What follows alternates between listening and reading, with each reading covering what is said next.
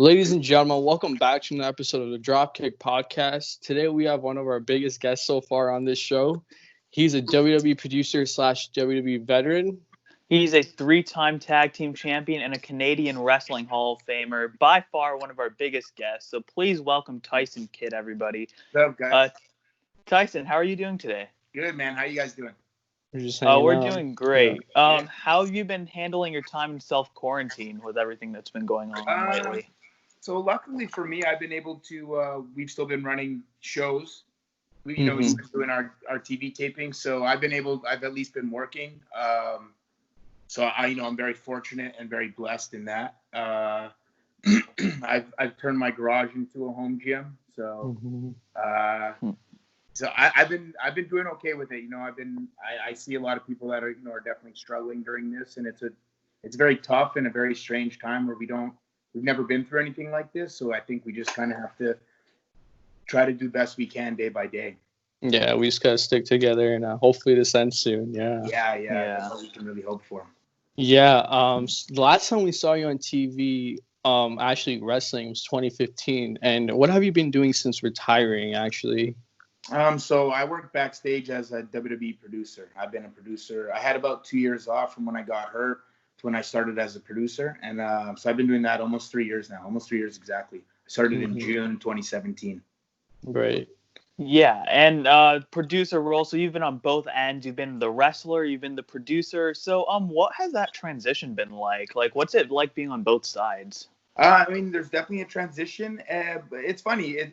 There's a lot of things that are very different between the two sides. But then there's a lot of things that are kind of similar between the two sides in terms of how I view a match and how I view the structure of a match hasn't changed with me being a talent or me being a producer. I just have to try to put myself more often now. Obviously, I have to put myself in the talent shoes to see kind of where they're coming from and how, if from their perspective, how they would structure a match or build a match, or where they would put something here. Maybe I would do it a little different, but it works for them, so they go this way. It's just a matter of just figuring out really what works best for everybody.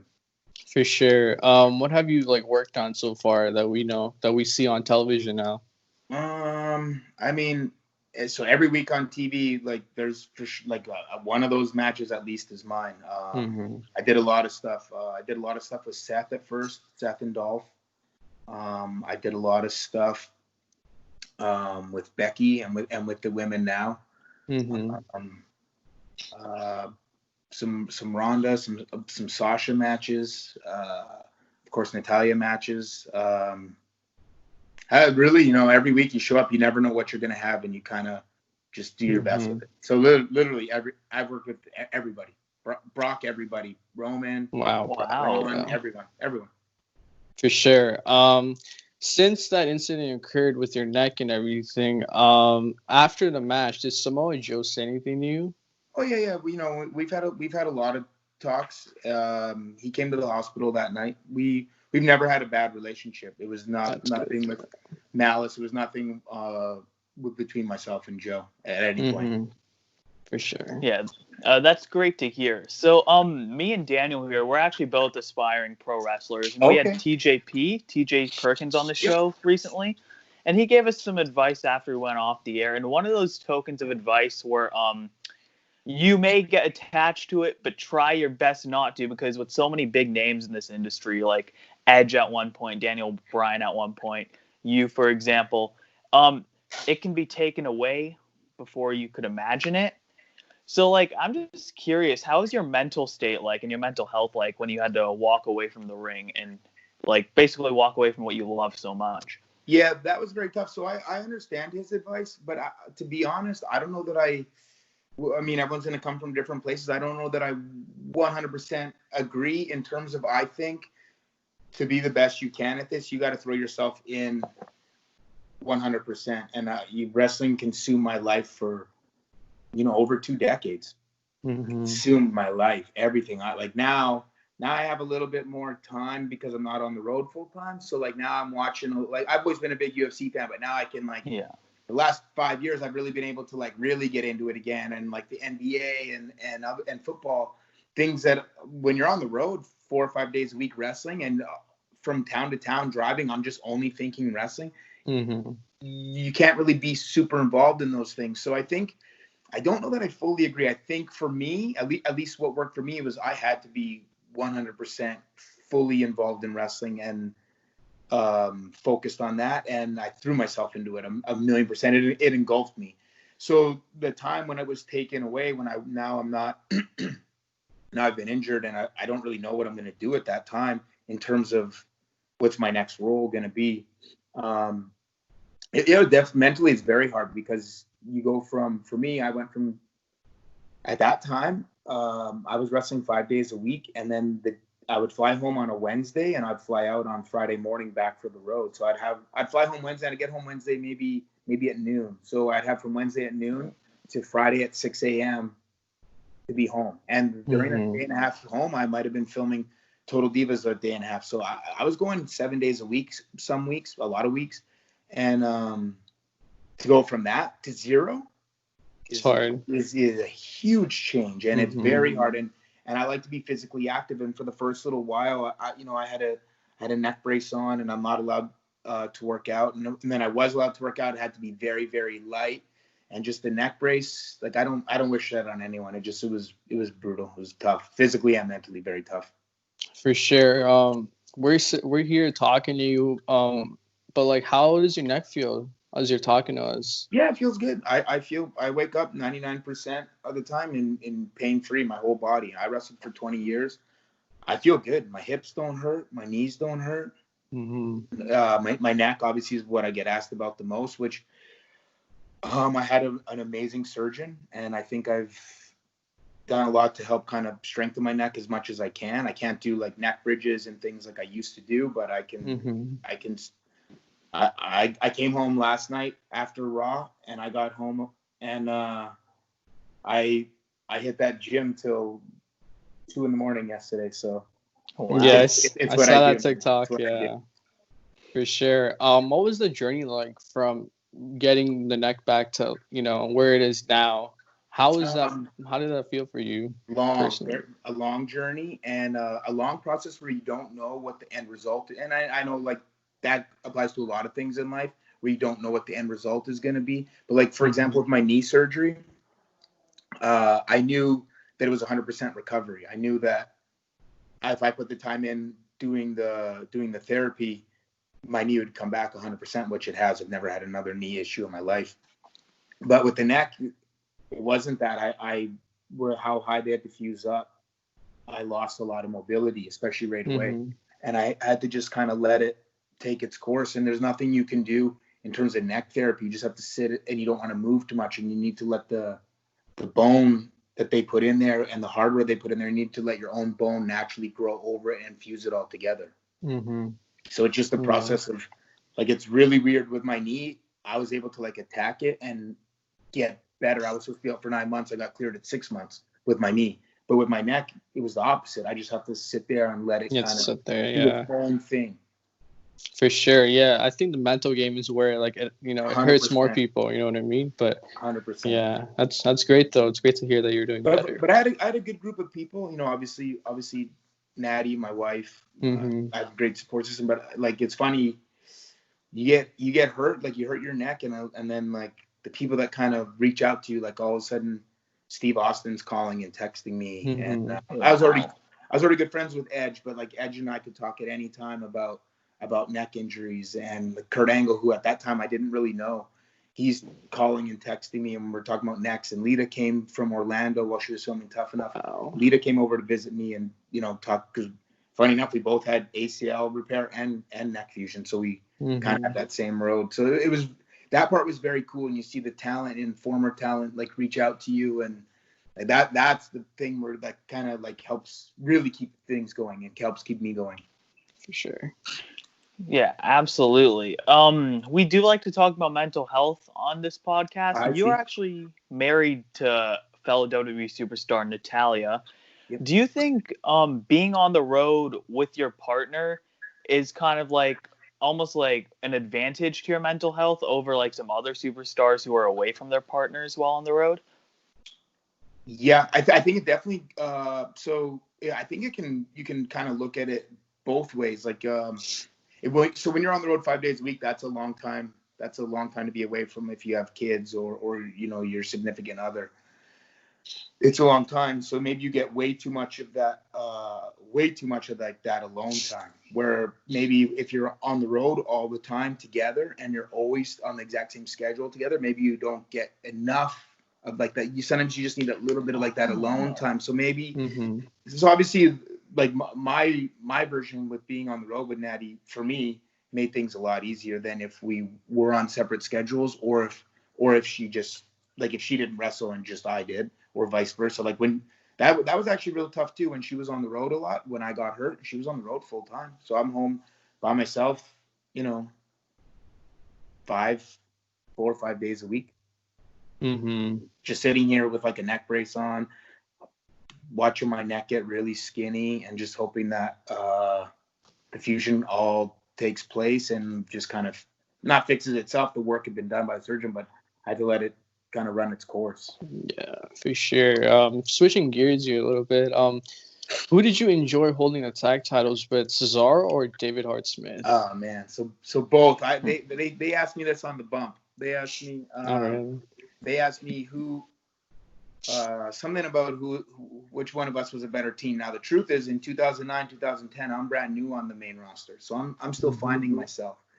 And by 2015, 2014, when I teamed with Cesaro, I've been here a while now, and I've found myself as a performer. So it was a disservice almost to DH Smith, to Harry, because the three of us were all kind of navigating WWE at the same time. Where in 2014, I'm not so much navigating it anymore. I kind of know how it works. So I definitely was a better performer in 2014, 2015. But teaming with Harry, that my very first match,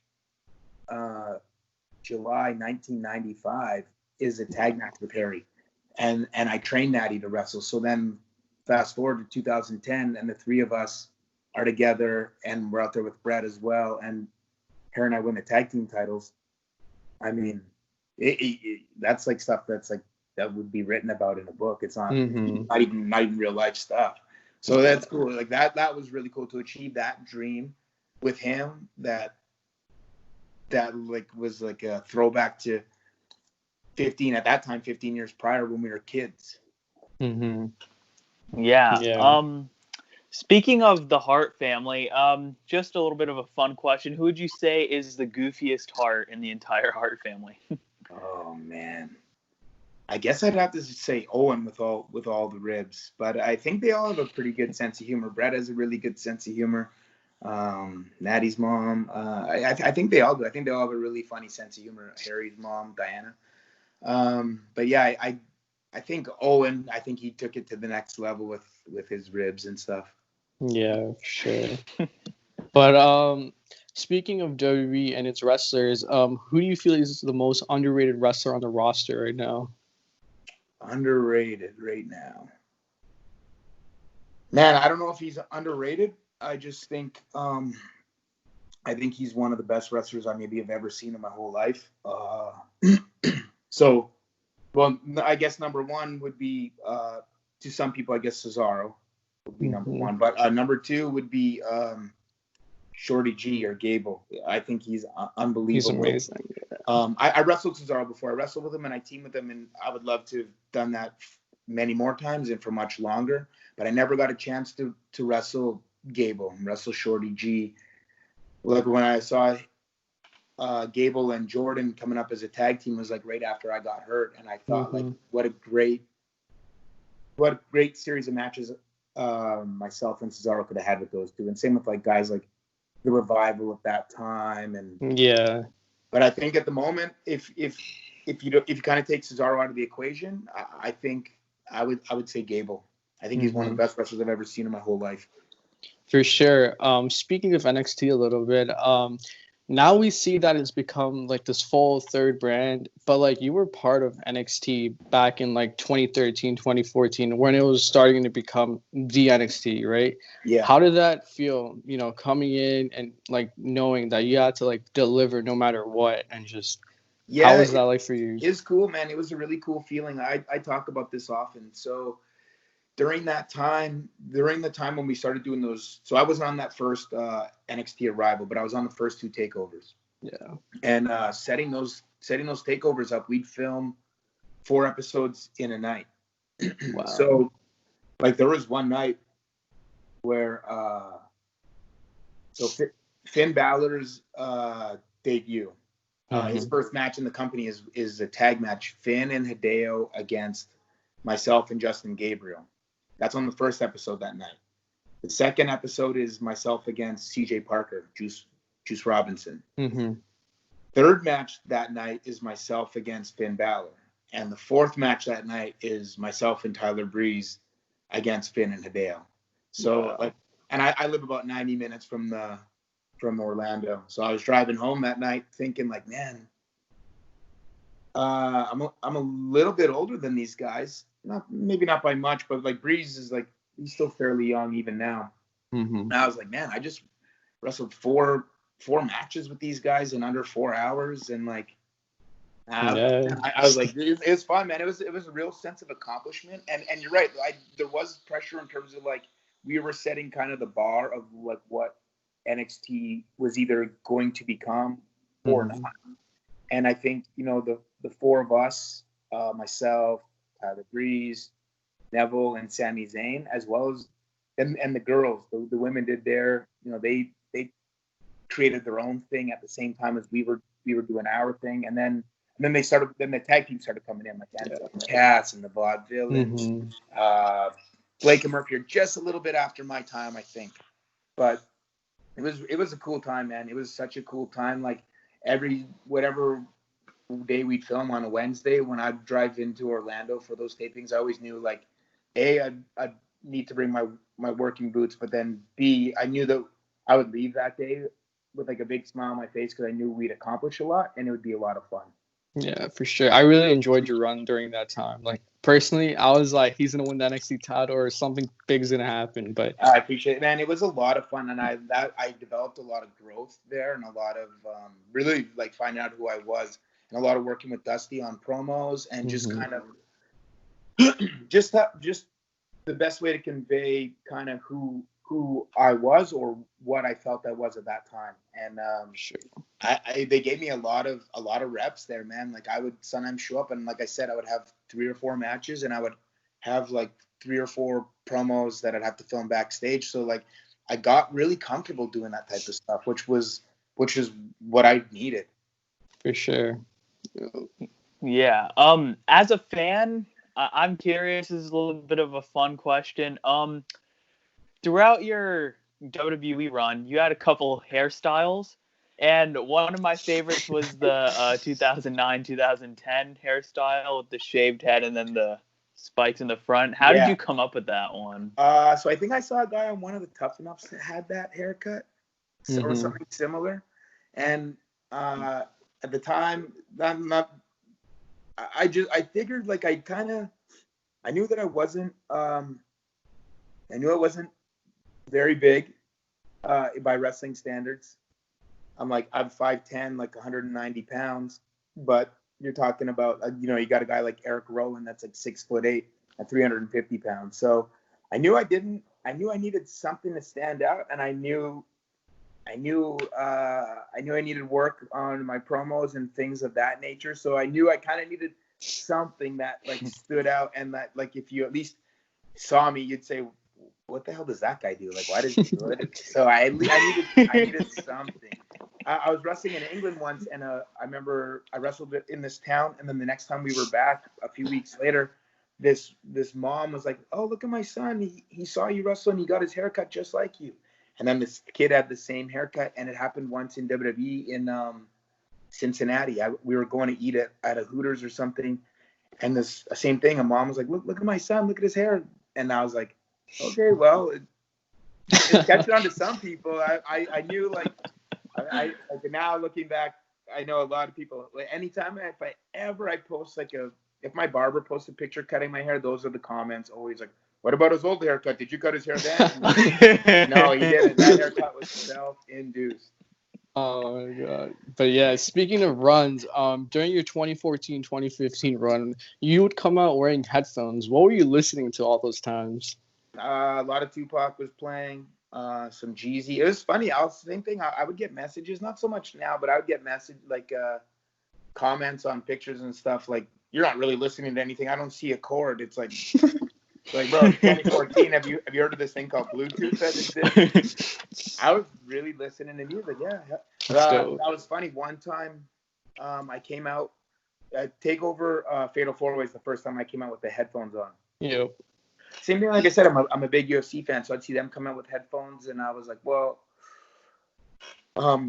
Jimmy Iovine, so the creator of Beats with Dr. Dre, his son Jamie was a great guy. He worked in WWE at the time. Mm-hmm. And so I thought, like, well, I'll wear these Beats out. In worst case, I might get in trouble. I didn't ask anybody. And I was like, I might get in trouble, and I might get told never to do that again. But I know, like, I'm not going to get sued or something, because, like, the son's owner works for us, and he actually hooked a lot of the guys up with Beats all the time. He's a great guy. I really like him.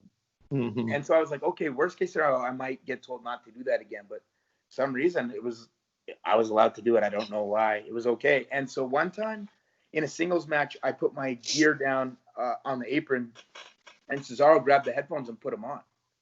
And then he was laughing after. He said, man, he said, so, like, we're in a PG environment. He said, the music that's playing there is not PG. And then he's like, do you mind if I start coming out with headphones too? And I said, man, please do. Oh my god, yeah, that's great. Yeah, that's funny. During your NXT run in 2013, 2014, did you have any, like, specific goals, since you were, like, given that spot to work with new up-and-coming stars like Finn Balor and, like, some bigger stars that we've seen rise up today? Yeah, I mean, my goal was to, like, more than keep up. My goal was to try to blow them out of the water, and obviously in a friendly, competitive way, not in an aggressive, I want to hurt them way, and make everybody better. I remember Sammy saying to me one time in the locker room, he said, man, I think that we've done too much. We've had, and he didn't mean this in, like, an egotistical way. He's like, I think we've had, like, too many good matches, like, in a row, like, back to back to back in these performances with myself, Neville, Breeze, Sami Zayn, Adam Rose at the time. Try not to leave people. I'm just trying to think of, like, I just kept wrestling kind of the same guys down there. Mm-hmm. Justin Gabriel. And he said, I think we've almost given the fans too much. I said, nah, man, these fans are awesome. This is what they want.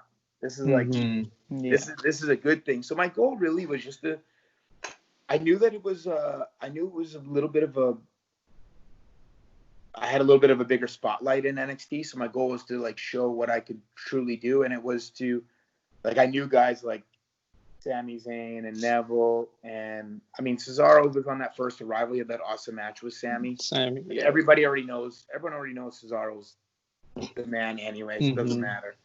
So my goal was really just to pick everybody up that I was working with, but also I knew that the spotlight was also on me. Like, for example, I was always told, so the very, very first NXT taping at Full Sail, the main event of that first show was myself against McGillicuddy. Me against McGillicuddy. And that match, I've been told, is what got me a Money in the Bank that year. So, like, I always knew NXT was a place where I could really spotlight what I could do as well. For sure, yeah. Yeah. Speaking of spotlights and everything, with the recent comeback stories such as Edge and Daniel Bryan, are you hoping to return to the ring maybe one day, or are you happy where you are right now and satisfied? No, so yeah, I get asked this a lot, especially because Edge just came back. Of course, Bryan prior. I'm sure someone else is going to come back, and it's going to spark it even more, and I understand that.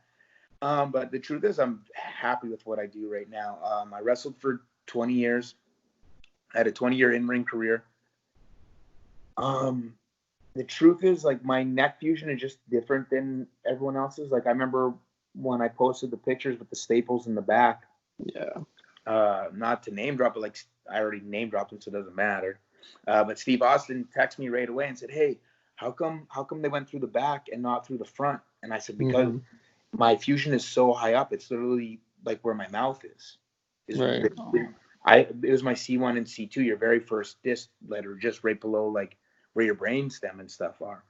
So mine's different. Like edges through the front, because it's like, it sounds so weird and I hate saying this, but like in wrestling, almost the normal neck fusion is like C5, C6, C7. Mine is C1. Like even Austin's is pretty high. I think his is like C3, C4. Mine's 1 and 2. Wow. So mine just at a whole different level than everyone else's. And the truth is, I truly love what I do, so I'm good with it. For sure. If you had one dream opponent, who would it be?